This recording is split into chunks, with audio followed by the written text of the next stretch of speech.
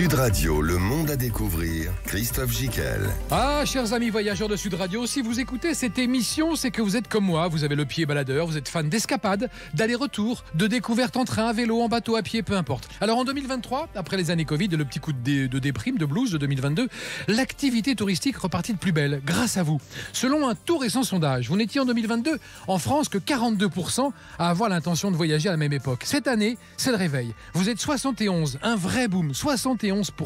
Les vacances estivales ont toujours été votre préférence, mais cette année, vous êtes 56% à déclarer vouloir partir avant, en juin par exemple, et même après, en septembre, car vous avez remarqué que cet affreux changement climatique a comme effet de produire de très beaux étés indiens. Comme en 2022, vous êtes 65% à trouver la France belle et désireux d'y rester pour vos vacances. C'est vrai, la France métropolitaine et l'Europe sont les lieux de voyage les plus convoités en 2023. Question budget, alors là, cette année, vous avez prévu un peu plus de 2000 € par personne en moyenne, et même 2500 si vous êtes un senior. Bon, alors maintenant on sait combien, quand, il faudrait savoir où, et là c'est là que nous intervenons. Des Maldives au Portugal, en passant par le Mont Blanc, les îles Féroé, le Vercors, les Yvelines, voici de belles idées de vacances, de courts séjours, de grands week-ends dans notre beau pays ou ailleurs, c'est maintenant dans cette émission.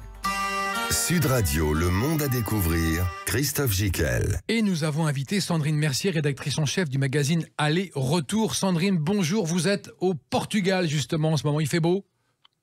Oui, bonjour Christophe. Écoute, il doit faire à peu près 14 degrés. Le ciel est un peu mitigé, mais oui, c'est quand même mieux qu'en France. Ah, je ne vous le fais pas dire. Salia Hadj Djilani, rédactrice en chef du magazine Escapade, un magnifique trimestriel qui titre en couve sur les Maldives.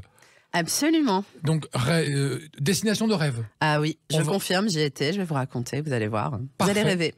J'espère. Et on va mettre en lumière David Philly, une initiative intéressante. David est le cofondateur des Sentiers de la Mer. Bonjour David.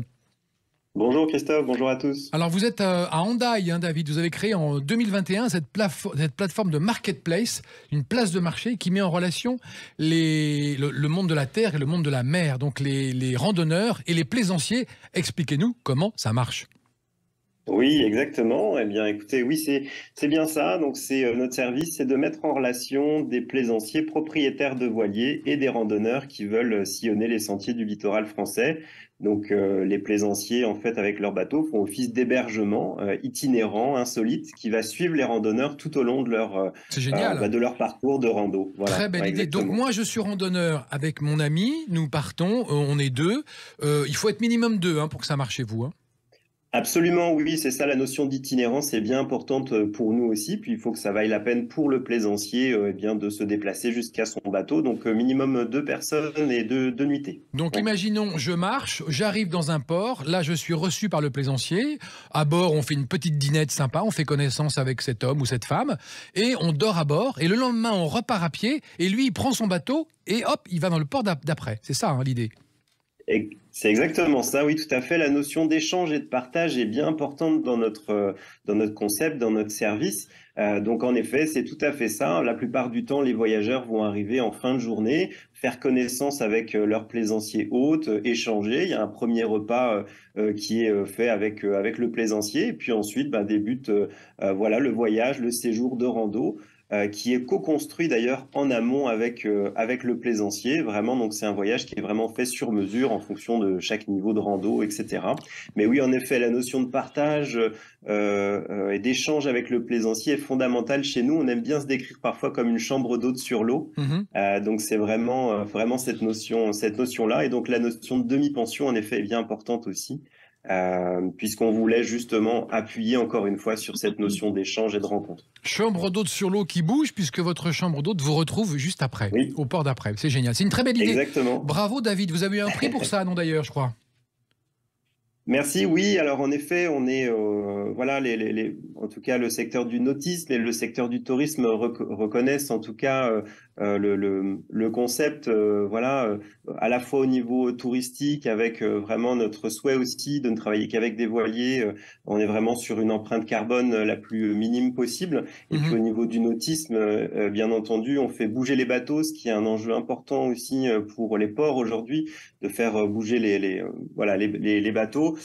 Et donc, on évite comme cela le reste à quai. D'accord. Donc, on a vraiment cette notion d'itinérance, en effet. On va revenir sur votre idée, mais on va donner la parole à Sandrine Mercier, rédactrice en chef du magazine Aller-Retour, qui est la Vénarde au Portugal.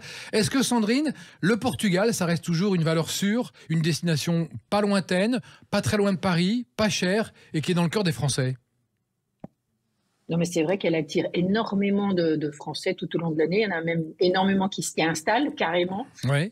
Et d'ailleurs, là, quand je me suis baladée depuis hier, on croise, il faut l'avouer, beaucoup de Français. Ça parle beaucoup français dans le métro, sur les sites, au bord du Tage. On est bien représentés. D'accord, on me dit que Lisbonne, c'est quoi? C'est 2h25 de vol, il y a 12 vols par jour et ça coûte à peu près le plus bas. J'ai regardé sur Internet, le ticket le moins cher est à 50 € aller-retour. Il faut s'y prendre un petit peu à l'avance. Moi, j'ai payé 200 € et ça prend à peu près 2 heures. Ah bah très bien. Il y a 1 heure de moins, ici. Il y a 1 heure de moins en décalage. Qu'est-ce que vous avez fait aujourd'hui? Qu'est-ce que vous conseillez aux gens quand ils arrivent à Lisbonne de faire quoi en premier? Oui. Ben là, moi, je me suis retrouvée à LX Factory, c'est de là où je vous parle. J'ai trouvé un petit coin un peu à l'abri pour être vraiment avec vous. Et en fait, on est au bord du Tage, à côté c'est dans l'Alcantara, et il y a plein de friches ici, parce qu'on est vraiment au bord du Tage, le port est juste à côté, et ils ont complètement refait cette friche en un lieu assez, on va dire, un peu bobo. Il y a plein de cafés, il y a des galeries, il y a des magasins où on retrouve des vêtements véganes. Ah ouais, il y a des estafettes. Urban bohème chic. Exactement, LX Factory. Et là, moi, je suis dans une galerie, une librairie vraiment immense avec des vélos suspendus en haut. C'est tout ça dans une ambiance de couleurs. Et puis il y a des tunnels. On voit juste passer, vous savez, le grand pont qui traverse le Tage, le pont du 25 mai, qui a été, à la suite de la révolution des œillets, le 25 avril, pardon, il a été construit sur le modèle du Golden Gate à San Francisco. Donc je suis juste là. Le Tage. Donc moi, après tout à l'heure, on va descendre un peu pour aller sur Belém, pour voir le monument des découvreurs, pour voir le monastère des Hieronymus. Et je me suis pris déjà ce matin une petite pastiche de nata. Bah, bien sûr. Aimez ça? Incontournable. C'est très bon. Incontournable. Vous savez la légende, comment c'est né? Vous savez comment c'est né? Non. Allez, une petite picouse de rappel. En fait, c'était les nonnes du couvent qui amidonaient leurs habits avec le blanc des œufs. Elles ne savaient pas quoi faire des jaunes, donc elles ont fait des flancs. Et du coup, elles en mangeaient pour elles. Mais après 1820, il y a eu une révolution. Le clergé a été complètement mis de côté. Et il y a un moine qui a décidé de vendre cette pâtisserie à Belém, donc dans une vieille pâtisserie qui est toujours debout 200 ans après. Et c'est vraiment la boutique antique pour déguster les vrais pastiches de nata. Ils en font 20 000 par jour. Il y a vraiment beaucoup de gens, une foule pour aller les goûter. Mais oui, c'est top, les pastel de natache. Il faut prononcer comme ça, pastel de natache. Salia Hadj Djilani, vous nous avez promis un grand écart dans cette émission. On vous regarde. Non, je plaisante. Si, là, vous avez dit on va aller entre les Maldives et la Lozère. Oui, c'est vrai. Alors, c'est vos deux coups de cœur, Maldives et Lozère. On commence par lequel? Aussi les Hauts-de-France. Ah, les Hauts-de-France, oui, absolument. Et puis, vous allez nous faire des révélations sur les lieux de vacances de Djibril Cissé. Absolument, puisqu'on l'a interviewé dans le magazine. Et donc, évidemment, il parle de ses coups de cœur vacances. Il y a aussi Estelle Denis qu'on a interviewé. Et ça, on saura où ces gens passent leurs vacances. Oui, c'est pas aller les pister. C'est pas secret. Ils le disent. Très bien. Mais je vous dirai pas tout, parce qu'il faut quand même acheter le magazine. Hein. Bien sûr. Alors, le magazine Escapade est un trimestriel en vente dans les kiosques, partout et sur Internet.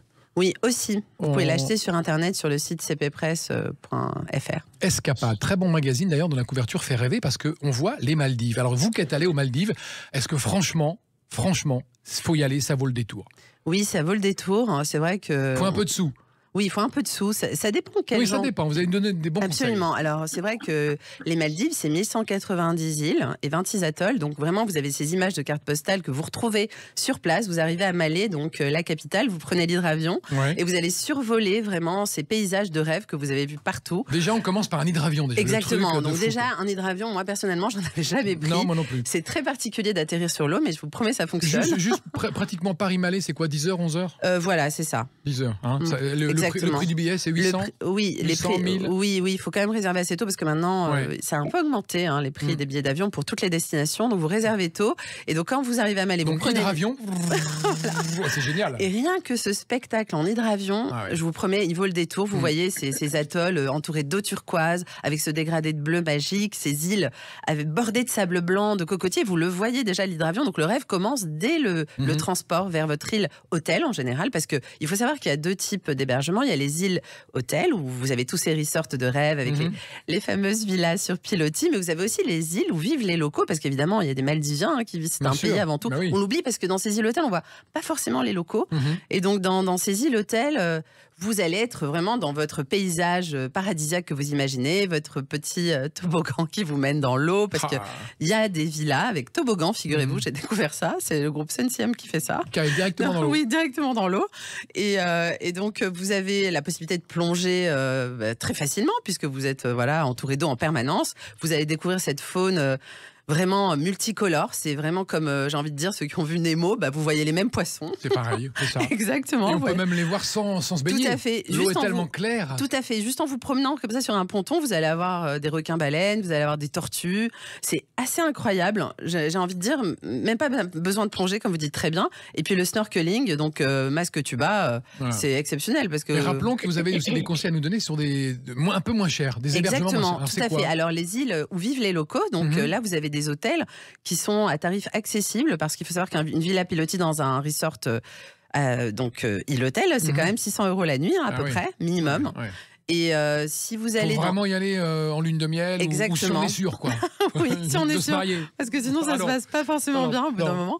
Et sur les îles locales, donc là, vous avez des hôtels un peu boutiques, plutôt authentiques, avec une cuisine maldivienne. Et là, vous allez payer 150, 200 € la nuit. C'est plus abordable. Exactement. Et on est au plus près des populations, absolument, des habitants. Parce que c'est bien aussi, je pense, le voyage, c'est aussi la culture locale. Et c'est vrai que dans ces îles hôtels, il y a des gens qui n'aiment pas les Maldives, parce qu'ils vont vous dire, on voit pas les locaux, on est avec des gens du monde entier dans le personnel, mais on rencontre très peu de Maldiviens. Alors que là, on peut. Absolument. D'accord. On va continuer à rêver dans cette émission. Dans un instant, nous allons la poursuivre avec David Philly, cofondateur des Sentiers de la Mer, qui va nous donner des exemples concrets pour partir et explorer le littoral français, qui est de toute beauté, aussi beau que les Maldives, n'est-ce pas, Salia?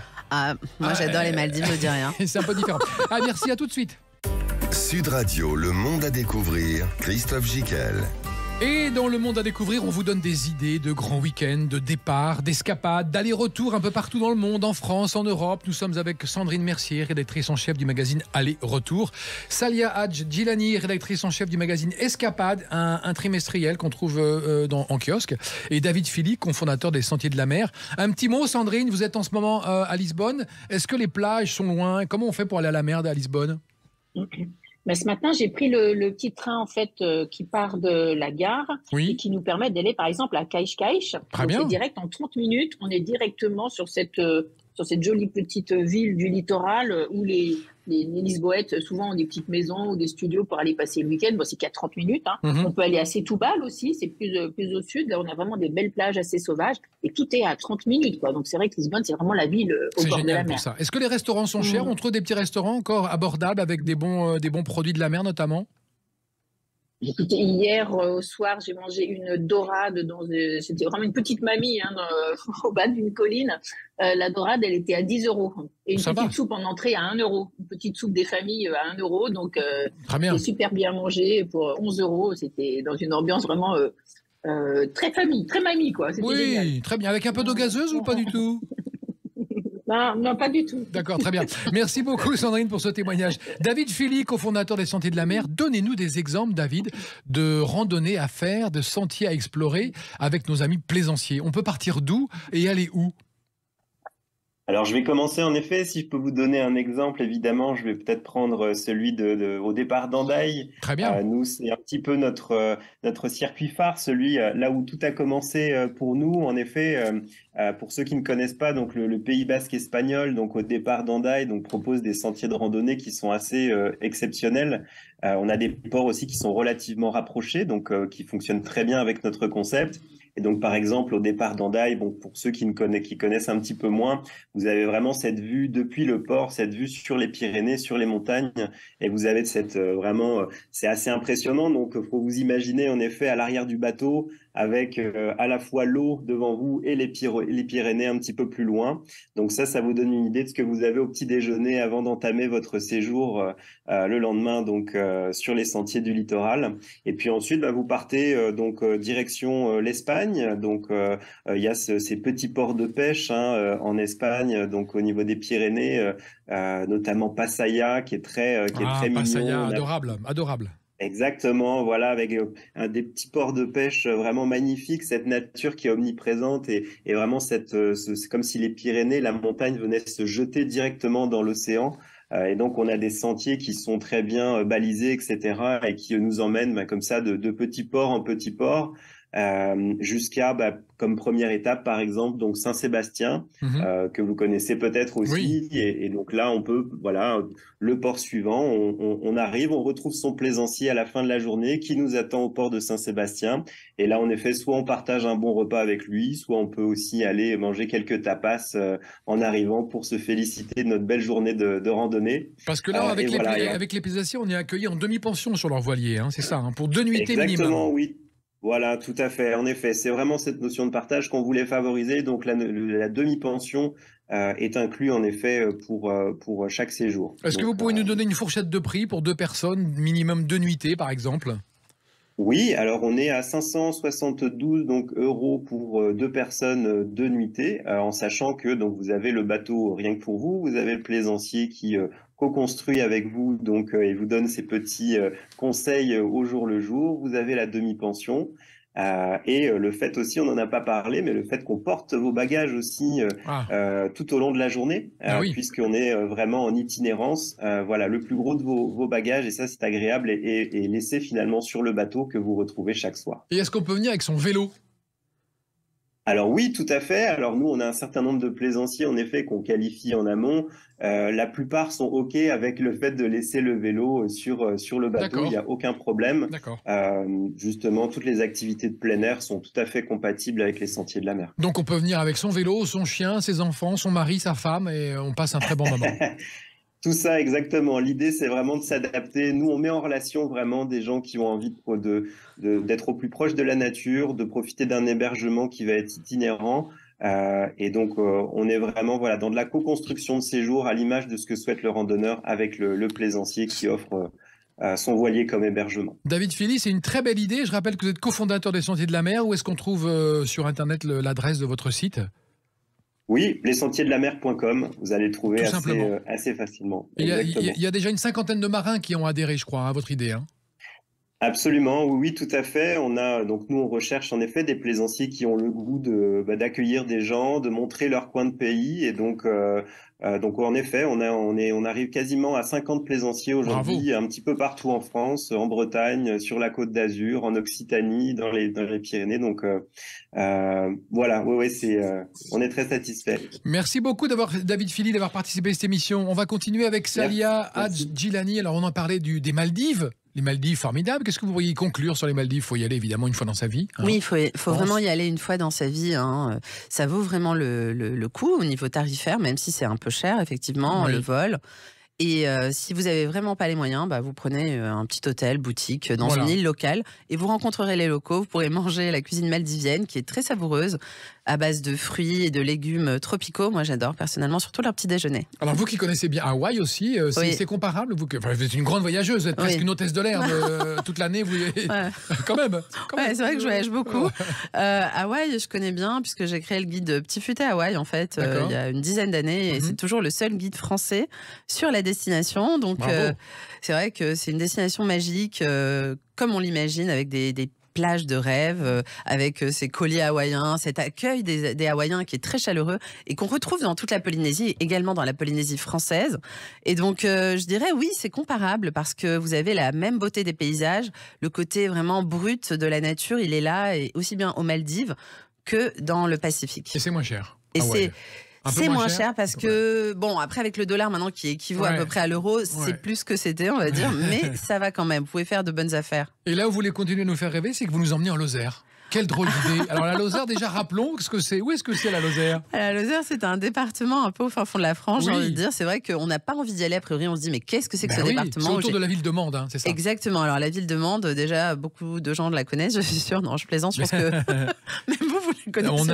On adore la Lozère, franchement, il faut y aller. Mais c'est le département le moins peuplé de France, et donc si vous voulez couper et vous ressourcer au cœur de la nature, faire de la rando... Ça c'est top. C'est là qu'il faut aller. Vous prenez une petite balade sur le mont Lozère, hein, c'est des circuits balisés, et puis vous montez pas très haut, donc c'est accessible à toute la famille, et vous êtes dépaysé parce que vous allez voir personne, j'ai envie de dire, et puis vous vous ressourcez. C'est l'ancienne région du Gévaudan, la bête du Gévaudan, la fameuse bête. La fameuse bête. Alors, on ne sait pas trop si elle a existé, cette bête, mais il y a un musée là-bas que vous pouvez découvrir, et puis vous pouvez être aussi au contact des loups, vous pouvez observer des loups dans ce parc animalier aussi qui est connu là-bas, mais il paraît que c'était un loup, on ne sait pas trop. On n'a jamais su vraiment. Et il dévorait les gens, mais je vous rassure, il vous arrivera rien en Lozère. Tout se passera très très bien. Et qu'est-ce qui peut nous arriver à Lisbonne, au Portugal, Sandrine Mercier? Est-ce qu'on est toujours en train de se dire que la ville peut se découvrir à pied tranquillement ou pas du tout? Alors, à pied, oui, mais ça monte et ça descend. Hein. On dit quand même que c'est la ville des 7 collines. Si vous connaissez, il y a beaucoup de pins, c'est vert. Et alors, moi, j'ai découvert ici, il y a les tuk-tuk, bien sûr, pour circuler quand on est un peu feignant et qu'on a des petits mollets. Ouais. C'est pas mal. Et j'ai découvert des nouvelles choses que j'avais jamais vues encore dans une ville. C'est des sortes de quads. Des gros quads à 6 places, ils sont rouges en général, et pareil, ils montent et ils descendent et ils vous embarquent pour vous éviter une longue et difficile marche.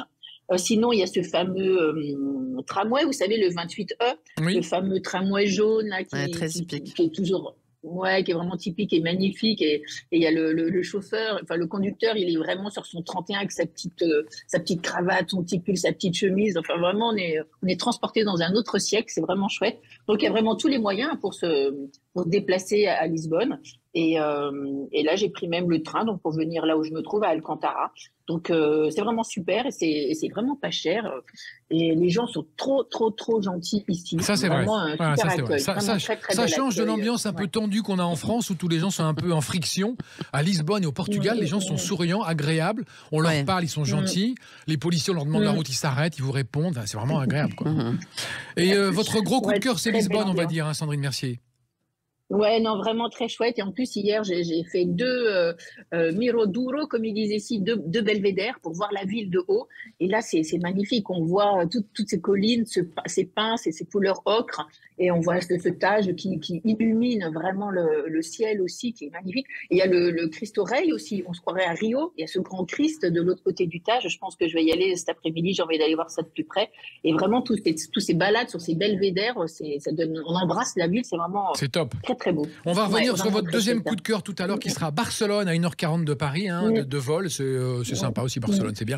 Mais avant, avec vous, on va parler de votre révélation que vous allez nous faire. Où va Djibril Cissé en vacances? Alors oui, Djibril Cissé, ex-footballeur, très talentueux, que je pense que tout le monde s'en souvient. Tout ça est révélé dans le magazine Escapade. Tout est révélé dans le magazine. Alors Djibril Cissé, en fait, aujourd'hui, il faut savoir qu'il est DJ. D'accord. En grande partie. Et donc, il parcourt le monde, il va mixer. Et c'est un bon DJ. Un très bon DJ, il a bonne réputation. Il s'appelle DJ Djibril. Voilà, c'est ça. C'est marrant. En gros, c'est ça. Bon, tout le monde le reconnaît évidemment, donc ça lui apporte aussi pas mal de succès sur Place Vous Imaginez, sur le dance floor. Et il mixe de l'afro house parce que c'est le rythme qu'il préfère. Et il va un peu partout dans les bars branchés, les clubs branchés, notamment à Dubaï, qu'il aime beaucoup, donc pour la vie nocturne trépidante. Mais il dit notamment dans l'article qu'il n'y a pas que ça. Il y a aussi une vie culturelle à Dubaï. Il y a notamment le musée du futur qui a ouvert récemment. Alors le musée du futur, c'est un musée sur ce qu'on ne connaît pas, c'est-à-dire le futur, ça n'avait jamais existé, mais c'est typiquement Dubaïote. C'est une bonne idée, ça. Voilà, c'est une bonne idée. Et donc ils supposent... C'est très technologique, non? Oui, c'est très technologique, et donc ils imaginent un petit peu ce qui pourrait se produire dans le futur, avec un engagement aussi sur le développement durable. C'est une prise de position qui est très intéressante, et je vous encourage vraiment à le visiter, mais il faut réserver parce qu'il a une architecture exceptionnelle, bien sûr. On y va, Christophe, quand vous voulez.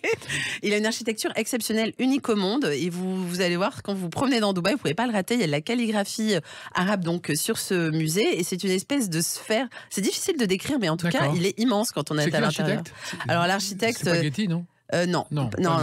Ça, alors, mais vous êtes pas loin parce qu'en fait, Djibril Cissé, oui, en fait, il parle notamment de la fondation Maya Hoffman qui est à Arles, parce qu'il est de Arles, il est d'Arles, donc Djibril Cissé, et donc il adore ce musée parce que ça a vraiment changé l'image de la capitale mondiale de la photo, qui est Arles. On connaît bien ce festival, mais vraiment maintenant il y a cette touche d'art contemporain qu'il n'y avait pas avant. Donc c'est une espèce de tour effectivement conçue par Frank Gehry, cet architecte qui est assez connu, c'est un Américain ou un Canadien, je crois, un Canadien. Et donc en fait il a conçu cette tour, et donc maintenant ça donne un atout supplémentaire culturel à Arles. Donc il encourage aussi dans l'article, dans l'interview, à aller visiter cette ville. Et donc il a récemment sa mère qui vit toujours là-bas, en fait, il y va souvent, quoi. Il a acheté un appartement là-bas et il vit en Corse, plus précisément. Donc bien sûr il dit la Corse c'est magnifique, pas besoin d'aller aux Seychelles.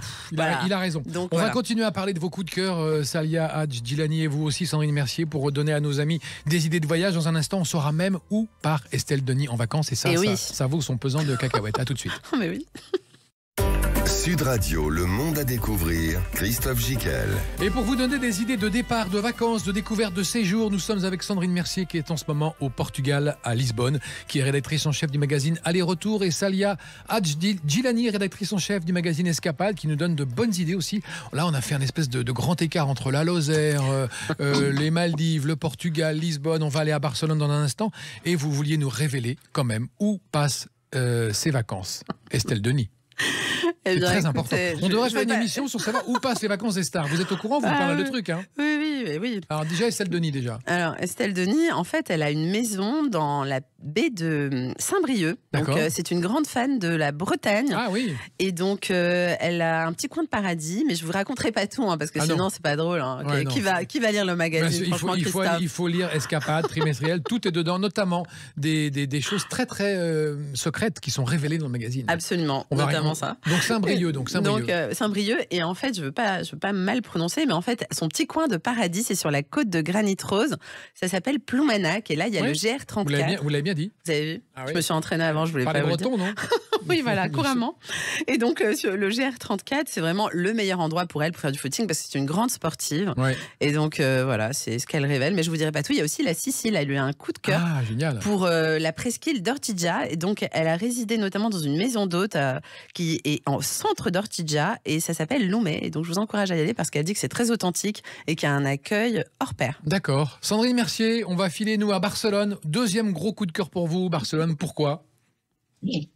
Parce que là, cette année, on fête les 100 ans de la mort d'un célèbre architecte. Alors, qui est ce célèbre architecte? Eh oui, c'est pas Gaudi. À votre avis, ce n'est pas Gaudi. Il y en a un autre qui est caché derrière, qui est moins connu et qui pourtant mérite encore plus, parce que c'est le père du modernisme catalan. Et il s'appelle Luis, ça c'est son petit prénom, Domènech i Montaner. Alors, il a le nom de son père et de sa mère, comme beaucoup d'Espagnols. Ouais. Donc, Domènech i Montaner, c'est donc l'autre grand architecte catalan, et il a beaucoup plus transformé la ville de Barcelone qu'on ne croit, en fait. On ne voit que la Sagrada Familia. Et par exemple, si vous allez juste derrière la Sagrada, à 1 kilomètre, vous avez l'hôpital de Sant Pau, et c'est vraiment le plus grand ensemble modernisme du monde. Il a vraiment fait une ville dans la ville. À l'époque, il a conçu pour un hôpital parce qu'il avait dit même les malades ont droit à la beauté. Bien sûr. Et donc, il a vraiment fabriqué quelque chose de magnifique avec des briques, des sculptures, une tour avec des horloges incroyables. Et à l'intérieur, on visite aujourd'hui les anciennes salles d'opération, par exemple, qui donnent sur des jardins magnifiques avec des baies, parce qu'il voulait justement que les chirurgiens travaillent aussi à la lumière du jour. Il y a des pavillons, il y a des souterrains aussi pour passer d'un pavillon à l'autre. Donc c'est vraiment une ville dans la ville. Tout cet ensemble est vraiment et qui se visite, le voir.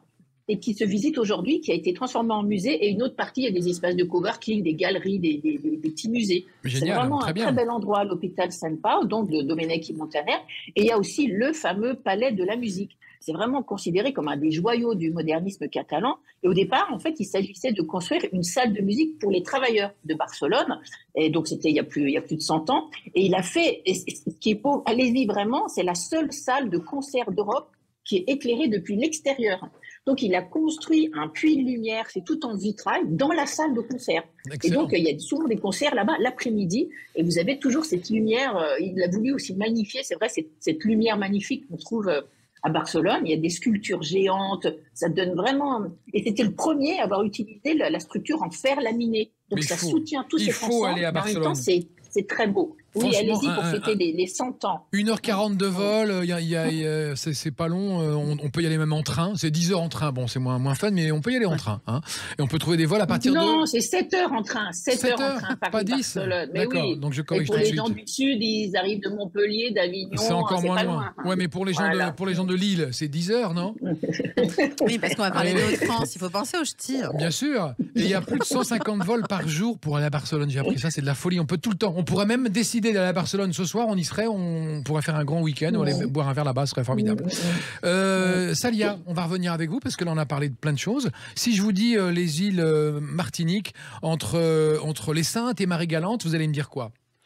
Eh bien, il y a un pays qui est une petite île, et ça s'appelle la Dominique, et on en parle aussi dans le magazine. Et il paraît que c'est top. Oui, c'est top. Et en fait, c'est un peu la perle naturelle des Caraïbes qui est très préservée et que finalement les Français connaissent pas tant que ça. Non, moi je vous garantis qu'il y a peu de Français qui partent à la Dominique. Hein. Oui, absolument. Marie-Galante, ils connaissent, les Saintes, oui. Voilà, les Caraïbes. Alors, la contradiction, c'est que c'est vraiment pas loin de la Guadeloupe et de la Martinique. Hein. Il y a des dessertes régulières pour y aller. On peut aussi y aller de Saint-Martin. Ouais. Et en fait, les gens ne connaissent pas. Et moi, j'encourage vraiment les auditeurs à aller voir. Comment ça se présente physiquement? C'est une île assez ronde, on va dire. Ouais. C'est comme pas la très Réunion, grand. un peu, c'est volcanique dans la mer, non? Non, c'est pas très volcanique, mais c'est surtout très luxuriant avec beaucoup de cascades, beaucoup de randonnées, des belles plages et aussi des plages de sable noir parce qu'effectivement, ça a été volcanique avant, mais là, il n'y a pas de volcan, c'est ce que je voulais expliquer. Et donc, du coup, vous avez ce paysage, c'est vraiment un diamant brut, quoi. Et donc, vous allez pouvoir, pareil, vous ressourcer au cœur de la nature, complètement décompresser. Alors, on parle pas le français là-bas, on parle l'anglais, hein, puisqu'ils ont été colonisés. C'est pas grave, on est bilingue. Mais je préfère expliquer parce que bon, les gens pourraient se dire, c'est pas loin le Martinique. On est traducteur sur Google. Exactement, c'est très facile, tout le monde peut se débrouiller. Et vraiment, j'encourage tout le monde à visiter cette île. Qui est splendide et qui n'est pas complètement urbanisée comme on pourrait imaginer. Dans la Caraïbe, parfois, il y a des îles qui sont un peu décevantes parce qu'on se dit, bon, il y a plein de villes comme on aurait en France, mais pas du tout. Bien sûr. Voilà. Et un coup de cœur pour aller au Dominique, qu'est-ce qu'on peut voir, que faire? Qu'est-ce qui, dans votre magazine? Alors moi, ce que je recommande, c'est vraiment d'observer les baleines au large, parce que c'est sur le chemin de migration des baleines. Et là, vous partez en bateau, vous faites ce qu'on appelle du whale watching en anglais, notamment regarder les baleines. Et vraiment, j'encourage à faire ça, parce que c'est assez facile de les observer d'assez près. Et c'est vraiment une expérience incroyable. Oui, je l'ai fait. Bon, il pleuvait un peu le jour où je l'ai fait, mais j'ai quand même vu des baleines. Vous avez vu des baleines d'assez près, hein? Oui, d'assez près. On voit leurs yeux? Non, quand même pas. Non, mais pas loin. Non, mais parce que pour des raisons de respect de la nature, évidemment, on ne peut pas trop s'approcher. Donc voilà, c'est quelque chose que je recommande vraiment de faire. Et puis d'aller aussi vous promener dans le marché de la capitale, le Roseau, qui est vraiment très typique, très coloré. Vous avez cette ambiance vraiment caribéenne, quoi. Que vous pouvez retrouver, c'est vrai, dans d'autres îles, mais là, vous avez quelque chose de très particulier, quoi. Il faut le faire. D'accord. Et à Barcelone, du coup, Sandrine Mercier, donnez-nous 2-3 trucs à voir et à faire qui sont absolument incontournables. Alors, comme ça, de souvenirs, il faut monter sur le Montjuïc là pour voir le musée de Miro, toute la fondation Miro, vraiment, qui est vraiment magnifique. Et là, on passe un très, très bon moment à découvrir cet artiste. Qu'est-ce qu'il y a d'autre, là, comme ça, de tête? La mer, quand même, on peut aller à la plage aussi. C'est pour ça que c'est beau, ces villes. Les Ramblas. Ces villes mer, ces villes-plages qui sont vraiment chouettes. Il y a un air comme ça de vacances, même quand on est dans une ville, un peu comme à Lisbonne. Et ça, je trouve que c'est ça qui est chouette aussi pour aller dans ces capitales. Qu'est-ce que j'ai fait encore récemment? Ouais, les Ramblas, il y a du monde, il y a toute la vieille ville. Il y a même une piscine aussi qui est vraiment au bord de la mer aussi, sous les palmiers. Je me souviens, j'étais allée l'hiver dernier, c'était magnifique. Et c'est un des premiers centres nautiques d'Espagne. C'est vraiment très chouette, je vous le conseille aussi. D'accord, très bien. Et vous vouliez nous parler aussi d'autres îles, parce que c'est un peu une thématique île, finalement, je me rends compte dans cette émission. Les îles. Alors, si je vous dis, par contre, on part dans l'Atlantique Nord, Sandrine Mercier, les îles danoises entre l'Islande et le Royaume-Uni, 3h30 d'avion, les billets sont à peu près à partir de 300-400 €, c'est quoi? Oui, ben voilà, c'est les Féroé. Ben voilà, c'est les Féroé qui sont aussi dans le magazine Aller-Retour. Exactement, qui est en ce moment en kiosque. À R, on parle de l'Arabie Saoudite, mais on parle aussi des Féroé. Et là, en ce moment, j'entends beaucoup parler de sécheresse hivernale. Vous avez vu, on manque d'eau même pendant l'hiver. Mais alors, si vous allez aux Féroé, je vous assure que vous ne pourrez pas manquer d'eau. il pleut à peu près 280 jours par an. C'est bien vendu comme voyage, comme destination. Non, mais c'est vrai qu'il pleut tout le temps, donc il y a un moment donné où ça s'arrête en été, non ? Voilà, ça s'arrête l'été, ça s'arrête même là. À partir du mois de mars, il va y avoir des vols directs avec Atlantic Airways, 2 vols par semaine. Et là, on découvre vraiment des îles qui viennent de s'ouvrir au tourisme. Il y a des aires d'Irlande, un mélange d'Irlande et de Danemark. Il y a 17 petites îles. Quand vous arrivez à Tórshavn, la capitale, il y a tout un petit centre où il y a tout le gouvernement, parce que c'est complètement fédéral. Donc, il y a un petit gouvernement avec des petites maisons, avec des toits, vous savez, avec de l'herbe qui pousse dessus, des petites collines, le petit port. C'est vraiment mignon comme tout. Et après, sinon, quand on part, vraiment, quand on quitte la capitale, c'est tellement vert avec toute la pluie. Il y a de l'eau qui regorge comme ça, qui descend des montagnes. Il y a des falaises, mais incroyables. C'est les plus hautes falaises d'Europe. Donc tout autour comme ça des îles. C'est un peu des paysages du Seigneur des Anneaux, un peu, avec les petites maisons enfouies avec de la mousse dessus. Oui, mais complètement. Et il y a je ne sais pas si vous le savez, mais il y a James Bond, il est mort sur une île des Féroé, sur l'île de Kalsoy, dans Mourir peut attendre. C'est là qu'il meurt. Et voilà. Et donc, il y a un petit malin du coin qui a quand même construit sa tombeau. Et comme ça, il a construit un tombeau avec ici James Bond. Voilà une bonne idée, aller se recueillir sur le tombeau de James Bond aux îles Féroé. Rappelons qu'aucune île, aucun lieu sur ces îles n'est plus à 5 km des côtes. C'est vraiment des toutes petites îles. Salia, vous voulez dire quelque chose ? Oui, en parlant d'îles, puisque vous dites que c'est la thématique, je voulais quand même vous parler des Ambiers dans le Var, parce que c'est aussi une belle destination mi-saison pour les ponts de mai. Restons en France. On part d'où ? On part de Bandol et du port du Brusque, donc dans le Var. Alors racontez-nous, combien de temps ça prend ? En fait, ça prend 10 minutes et le bon plan, c'est vraiment d'y aller là pendant la mi-saison, de ne pas y aller en été, parce que l'été, c'est vraiment plein à craquer. Il faut y aller en juin, septembre. Voilà, mai-juin, vous prenez 3 jours. Même maintenant, en 10 minutes, vous arrivez sur ces îles qui sont très préservées, très sauvages. Et puis pareil. En face de Bandol, donc. Voilà, vraiment en face de Bandol. Et donc c'est un chapelet d'îles, c'est comment ? Oui, en fait, c'est ça. En fait, vous avez 8 plages. Vous pouvez faire vraiment Bronzette, Farniente. C'est vraiment c'est très joli, c'est très limpide comme eau. Vraiment. Turquoise. Peut-être pas turquoise, mais clair. Voilà, clair. Vous allez pouvoir pareil faire du snorkeling. Pas besoin d'aller aux Maldives finalement. Puis ça vous coûtera moins cher. C'est surfait les Maldives. Non, c'est pas surfait quand même. Allons en face de Bandol. N'exagérons pas, Christophe. J'y étais, je vous promets. Si vous y allez, vous allez voir que c'est pas surfait. Je plaisante. Et donc là, vous pouvez faire du snorkeling. Vous allez vous loger pour pas très cher. Si vous êtes à 2, vous prenez un hôtel. C'est à peu près 99 € la nuit. D'accord. Et si vous allez dans des appart-hôtels, ça va vous coûter un petit peu plus cher, mais finalement, pas si cher au final si vous êtes en famille. Donc, d'accord. Il y a quand même des hôtels sur l'île. Exactement. Ah, très bien. Oui, donc je recommande les Ambiers. Voilà, c'est très dépaysant, très sauvage. Les Ambiers. Oui. Ouais, E-M-B-I-E-Z. D'accord. Voilà. Vous connaissiez Sandrine les Ambiers ? Pas encore, mais je vais y courir. Ça fait plaisir. Ça va donner envie d'y aller. Et vous aussi, qui êtes une grande voyageuse, qui nous avez parlé des îles Féroé, de Lisbonne, de Barcelone, vous avez un coup de cœur aussi dans le Vercors. Alors moi, non, j'avais envie de parler de montagne, effectivement, mais je voulais aller à la Plagne. Ah bah allons à la Plagne. Vous parlerez du Vercors, Salia, non ? Non. Qui va parler du Vercors ? Je reviendrai, là. Bon, allons à la Plagne. Des choses fantastiques. Mais oui, on fait des choses fantastiques. Il n'y a pas que le ski dans la vie. En ce moment, il y en a quand même qui font du ski. Mais la Plagne, c'est aussi les petites stations, vraiment côté village, loin de l'usine à ski qu'on peut imaginer. Sandrine, gardez-en pour tout à l'heure. Gardez-en sous le pied, parce qu'on va parler de la Plagne dans un instant. Sous le ski. Oui, gardez-en sous le ski. Et à tout de suite, ne bougez plus, on est avec vous pour vous donner des bonnes et des belles idées de destination en France, en Europe et dans le monde. À tout de suite. Sud Radio, le monde à découvrir, Christophe Gicquel. Oui, dans le monde à découvrir, nous vous donnons de belles et bonnes idées pour découvrir des endroits qui sortent un peu des sentiers battus grâce à nos professionnels du tourisme qui sont là autour de nous. Alors je vous rappelle que l'une est à Lisbonne en ce moment. Bon, Sandrine, c'est bien vous qui êtes à Lisbonne, vous bougez pas ? Non, je ne bouge pas. Et vous voulez nous parler de la... Je vais vivre ici même. Vous n'allez pas rentrer, j'en étais sûre. Voilà, vous avez bien fait. Tout le monde dit ça. Et Salia Hadj-Djilani, qui est rédactrice en chef du magazine Escapade, qui est avec nous aussi, qui nous donne ses bons conseils de voyage et de destination, un petit peu secrets des sentiers battus. Et c'est gentil de nous livrer votre carnet d'adresses, Salia. On apprécie. Ouais, j'essaye. On a été des Maldives en passant par les îles... en face du Bandol. Les Ambiers. Les Ambiers. E-M-B-I-E-Z. Et avec vous, Sandrine, merci, on est à la Plagne. Et oui, parce que j'y étais il y a à peu près 15 jours. Et vous avez un coup de cœur pour la Plagne. Ouais, parce que j'étais côté vraiment village. Je suis pas montée en hauteur un peu, évidemment pour faire du ski sur le paradis ski à fond du matin au soir. Non, il y a une autre facette maintenant pour découvrir la montagne. Par exemple, sur Champagny-le-Haut, c'est vraiment aux portes du parc de la Vanoise. Et là, on peut faire du ski de fond. Il y a vraiment des aires de Canada. Il y a un petit village. Et ils ont même un truc unique en Europe. Ils ont une tour de glace qui fait à peu près 33 mètres de haut. Et là, on peut s'initier à l'escalade de glace. Ah bon? Donc, vous avez vos crampons, vous avez vos cordes. Excellent. Et il y a quelqu'un devant vous qui vous tient. Et comme ça, on apprend la grimpe sur glace. Donc, ça, c'est assez fantastique.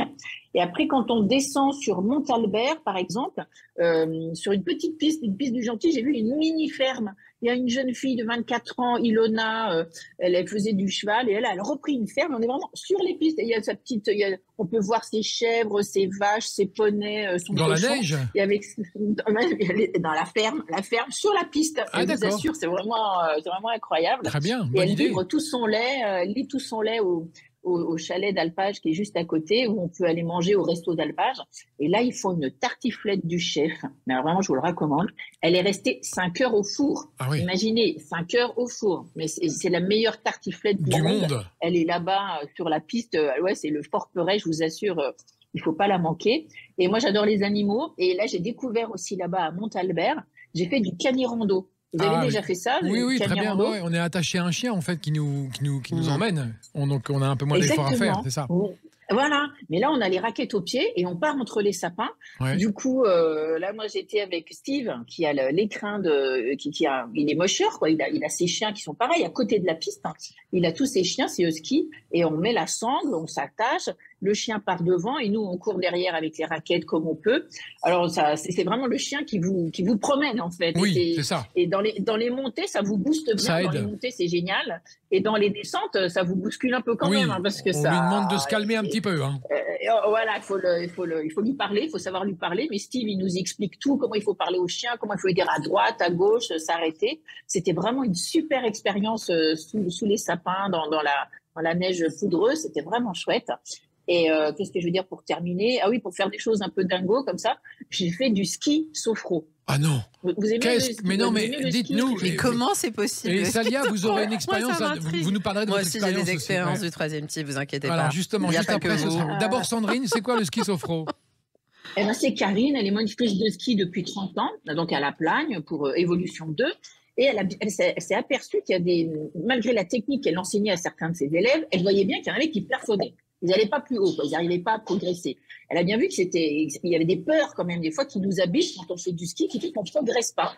Et donc, elle a mis au point toute une technique, parce qu'elle a fait de la sophrologie ou autre. Et donc, elle nous permet, on se met devant un arbre à un moment, on s'ancre devant avec des images de visualisation. On dit aussi nos peurs. Qu'est-ce qui nous fait peur quand on fait du ski? Oui. Par exemple, moi, j'ai peur de tomber, j'ai peur de me blesser. C'est étonnant. Moi aussi. C'est étonnant comme peur. C'est pour ça que je ne skie pas. Il y en a qui ont peur, il y en a qui ont peur que d'autres. Je vais faire du ski sophro. Peur de la vitesse. Peur de la vitesse, de ne pas pouvoir régler sa vitesse et de se faire rentrer dedans par quelqu'un d'autre. Il y a eu beaucoup d'accidents comme ça. Et ça marche. Et du coup, après, on jette tout ça dans une marmite et après, on se remet en confiance et après, on reskie avec elle. Elle nous redonne des techniques. Et franchement, moi, je me suis trouvée libérée de certaines peurs et j'ai vraiment fait des progrès en ski. C'était super. Le ski sophro, Karine. On le note. C'est une très bonne idée. On va la noter en réécoutant cette émission. Salia Hadjilani, vous avez fait des expériences aussi un peu curieuses en voyage. La dernière en date, c'était dans l'eau, je crois, où on faisait vibrer votre corps. Qu'est-ce qui s'est passé? En fait, vous avez mélangé 2 expériences. Ah, d'accord. C'est ça. Je vous ai tout raconté en même temps. Bah donc, oui. c'est dans les Hauts-de-France. Oui. J'ai fait allons dans les Hauts-de-France. Voilà, déjà, je tiens à préciser chez nos amis les ch'tis, qui sont très accueillants. Autour de l'île? Non, pas trop. Non, en fait, j'étais dans la baie de Somme et en Picardie, donc j'ai fait de la sonothérapie. Alors, qu'est-ce que la sonothérapie? La sonothérapie, c'est une immersion sonore. En fait, vous avez non. Pas dans vous êtes allongé généralement et pendant à peu près 1 heure, vous avez une sonothérapeute. C'est vraiment une profession qui gagne à être, qui est de plus en plus, qui gagne à être connue, mais qui est de plus en plus reconnue par le corps médical, parce qu'en fait, on est composé d'eau et l'idée, c'est de faire vibrer. Vous êtes composé d'eau. Non, mais nous, on est composé d'eau. Essentiellement d'eau. Le corps humain ouais. Voilà. Et en fait, l'idée, c'est de faire vibrer à travers une immersion sonore cette eau, et ça permet de rééquilibrer en fait vos énergies, faire partir les pensées négatives. Et c'est vrai que... Alors, quand on dit ça, est-ce que vous êtes comme moi? On dit oui, on n'y croit pas. On se dit bon... j'y croyais pas du tout. Voilà. Je vous dis sincèrement, j'y croyais pas du tout. Et en fait, c'est une expérience très agréable parce que vous allez vraiment vous assoupir, mais tout en entendant ces espèces de sons qui sont à base de carillons, de gongs, de tambours, et elles passent autour de vous. Et donc, vous êtes dans cette immersion.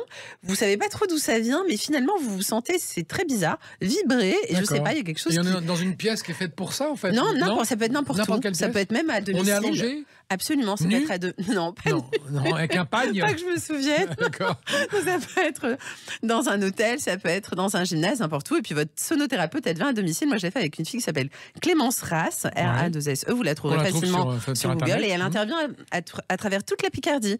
Et donc, elle vient chez vous avec ses instruments. Et il faut savoir que c'est des instruments très chers. Donc, ça vient d'Asie, c'est en cuivre. C'est des vrais instruments authentiques. Absolument. Et donc, elle les fait vibrer, ça fait des dongs, des machins. Tout à fait. Et selon votre état émotionnel, selon ce qui vous est arrivé récemment, elle va vraiment vous écouter, elle va tout rééquilibrer. Donc là, on se sent bien après. Mais vous communiquez avec elle, non? Non, pas du tout. Vous gardez en silence. Complètement. Yeux fermés. Complètement. Et c'est elle qui... Oui. Vraiment, c'est une expérience que je recommande. Et apparemment, ça fonctionne aussi sur les gens qui sont dépressifs, très stressés au travail. Ça a des effets très positifs. Vous, c'est plutôt très stressé au travail. Moi, je sais pas. En tout cas, j'ai vibré, je vous promets, j'étais bien en sortant de cette séance. Et après, ce que j'ai fait aussi, qui est vraiment très sympa, c'est le longe-côte au Crotoy, en fait. Donc là, c'est en baie de Somme. Mais en fait, qu'est-ce que c'est le longe-côte? Est-ce que vous connaissez? Oui, le longe-côte, on est dans la mer, avec de l'eau jusqu'à la taille, et on marche. Tout à fait. Il y a beaucoup de femmes qui font ça et peu d'hommes. Exactement. Et en fait, l'intérêt, c'est que vous vous musclez en douceur. C'est pour tout le monde, en fait. Même les personnes âgées qui ont eu des blessures et qui courent plus et qui peuvent même pas faire de yoga. C'est une gym douce, en fait. Tout à fait. Et en fait, je l'ai fait quand même à une période où il faisait pas très chaud, puisque c'était octobre-novembre. Voilà, j'ai mis une combi. Et moi, je suis du Var, à l'origine, je suis de Hier, donc j'étais pas du tout motivée pour aller dans l'eau, je vous le promets. Et en fait, pas du tout, vous n'avez pas froid. Et donc, vous n'allez pas au large.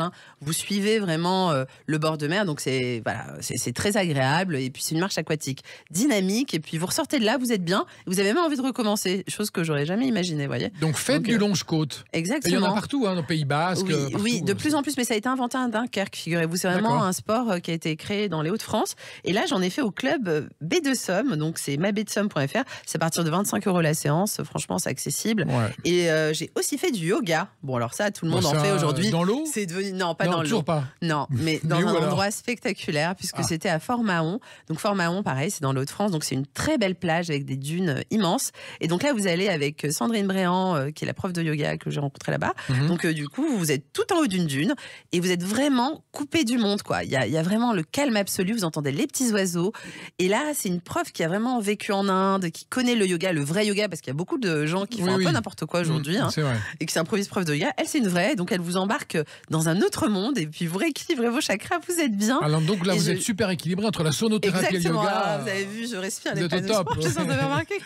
C'est vrai. Et donc, c'est un circuit wellness que je vous propose dans les Hauts-de-France. Et c'est vrai qu'on n'y pense pas, mais il faut couper parce qu'on est tous ultra connectés. Et là, vous coupez complètement pour pas cher finalement, parce que vous n'êtes pas loin de Paris, tout est accessible et les tarifs sont très abordables. Un tout petit mot sur les Yvelines, parce que alors les vraiment Yvelines, 30 secondes. Les Yvelines, vraiment, alors vous êtes à seulement 1 heure de Paris. Moi, ce que je recommande, c'est la maison d'Émile Zola, puisque c'est une maison de campagne qui a été restaurée et qui est magnifique. Vous avez l'impression de remonter vraiment à l'époque où Zola y vivait.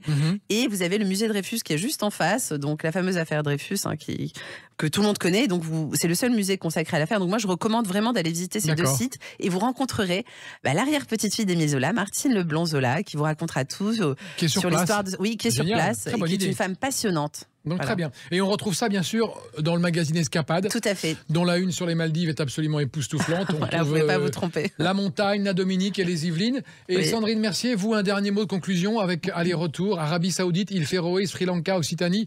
Une dernière destination, vous avez 30 secondes aussi Sandrine. Alors ce ne sera pas le Vercors, parce que personne ne peut me parler du Vercors aujourd'hui. Non mais la prochaine fois, vous pouvez un peu de suspense.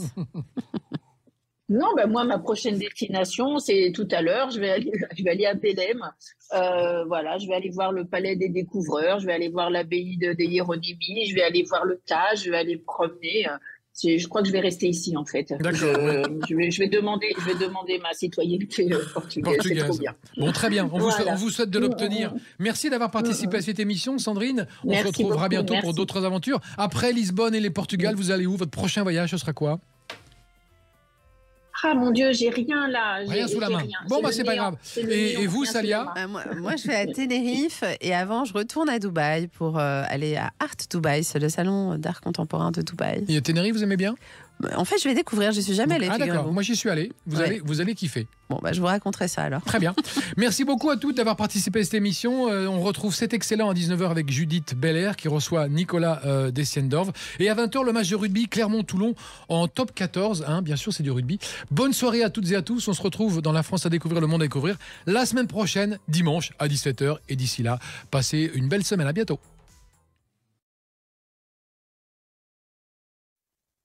Super, merci beaucoup. Merci Sandrine. Je sais pas si vous m'entendez.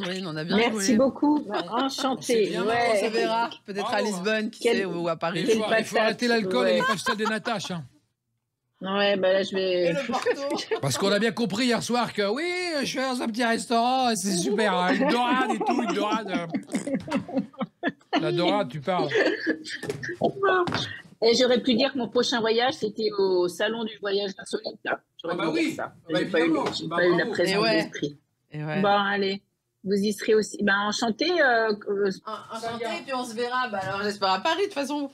Oui, à Paris, peut-être, on ne sait pas. Tu viens pas au salon du voyage insolite. Je ne serai pas là. Elle ne sera pas là, non. Non, mais par contre, tu nous donnes ton adresse à Lisbonne, on vient, on arrive.